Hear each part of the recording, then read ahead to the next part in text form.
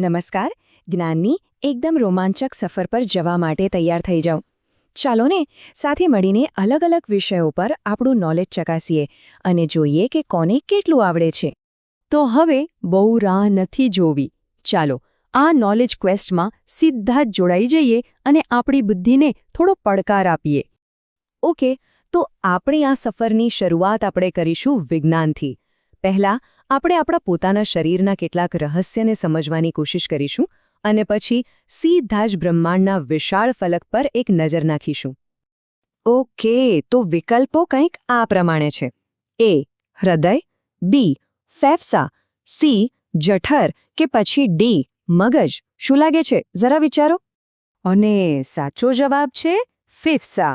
હા, ઘણા લોકોને હૃદય લાગતું હશે કારણ કે એ લોહી પંપ કરે છે, પણ એને શુદ્ધ કરવાનું, એમાં તાજો ઓક્સિજન ભરવાનું જે અગત્યનું કામ છે ને, એ તો ફેફસા જ કરે છે.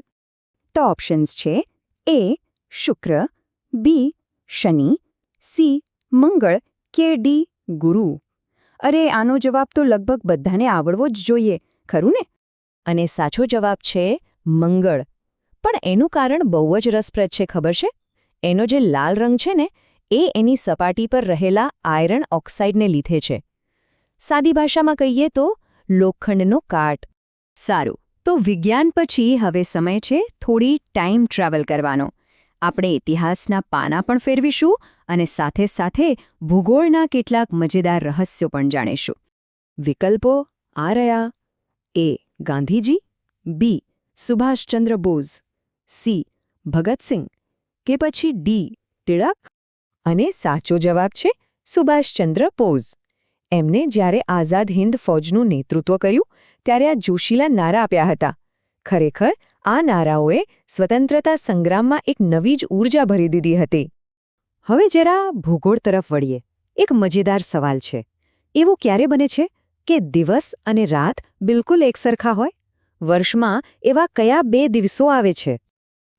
જવાબ છે 21 માર્ચ અને 23 સપ્ટેમ્બર. આ દિવસોને ઇક્વિનોક્સ તરીકે ઓળખવામાં આવે છે. એવું એટલા માટે થાય છે કારણ કે આ દિવસે સૂર્યના કિરણો સીધા વિષુવવૃત્ત પર પડે છે. ચાલો હવે થોડી મગજની કસરત થઈ જાય. આ વિભાગ તો એકદમ મજાના કોયડા જેવો છે. તૈયાર છો? સારું, તો અહીં એક સવાલ છે: 0.1 અને 0.01 આ બેમાંથી મોટું કોણ? જો, આને સમજવાની એકદમ સહેલી રીત છે. 0.1 એટલે સમજો કે 10 પૈસા અને 0.01 એટલે ખાલી 1 પૈસો. હવે તો જવાબ એકદમ સાફ છે નહીં? 0.1 જ મોટું છે. અને હવે એક ઝડપી સવાલ માપન પર. 1 લીટરમાં કેટલા મિલીલીટર હોય? જવાબ એકદમ સીધો છે: 1000. આપણે જે દૂધ કે પાણી લઈએ છીએ એમાં આ જ માપ વપરાય છે. ગણિત પછી હવે આપણે શબ્દોની દુનિયામાં સફર કરીએ. ચાલો જોઈએ ભાષા અને સાહિત્યની શક્તિ. પર્વત તારા પોળા ખંભા. આ કવિતા તો બધાએ સ્કૂલમાં સાંભળી જ હશે નહીં? આ ખૂબ જ સુંદર રચનાના કવિ છે સુરેશ દલાલ. આ કવિતા આપણા અભ્યાસક્રમનો એક યાદગાર ભાગ રહી છે. હવે એક સવાલ હિન્દી ભાષામાંથી. વૃક્ષ શબ્દનો બીજો સમાનાર્થી શબ્દ કયો છે? સાચો જવાબ છે પેડ. વૃક્ષ કહો કે પેડ, બંનેનો મતલબ એક જ છે: ઝાડ. અને હવે આપણે આવી પહોંચ્યા છીએ આપણા અંતિમ રાઉન્ડમાં. આ રાઉન્ડમાં આધુનિક ટેકનોલોજી અને આપણો પ્રાચીન વારસો બંનેનો સંગમ જોવા મળશે. ઓપ્શન્સ છે: એ મોનિટર, બી કીબોર્ડ, સી સીપીયુ કે પછી ડી માઉસ. આ તો સહેલો છે. અને સાચો જવાબ છે સીપીયુ, જેનું આખું નામ છે સેન્ટ્રલ પ્રોસેસિંગ યુનિટ. કમ્પ્યુટર જે કંઈ પણ વિચારે છે, જે કંઈ પણ ગણતરીઓ કરે છે, એ બધું આ જ નાનકડો ભાગ કરે છે.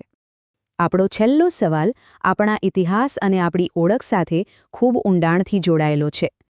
અને જવાબ છે મુંડક ઉપનિષદ. સત્યમેવ જયતે, જેનો અર્થ થાય છે હંમેશા સત્યનો જ વિજય થાય છે. આ માત્ર એક સૂત્ર નથી, આ આપણું રાષ્ટ્રીય સૂત્ર છે, જે આપણા રાજચિહ્ન પર ગર્વથી અંકિત છે. તો આ હતી આપણી આજની જ્ઞાનની સફર. પણ એક વાત તો પાક્કી છે કે જ્ઞાન મેળવવાની આ ખોજ ખરેખર ક્યારેય પૂરી થતી નથી. અને અંતમાં એક સવાલ સૌના માટે. જો આ નોલેજ ક્વેસ્ટને આપણે આગળ વધારવી હોય તો એવો કયો સવાલ છે જે આમાં ઉમેરવો જ જોઈએ? જરા વિચારજો અને પોતાની જિજ્ઞાસાને હંમેશા જીવંત રાખજો.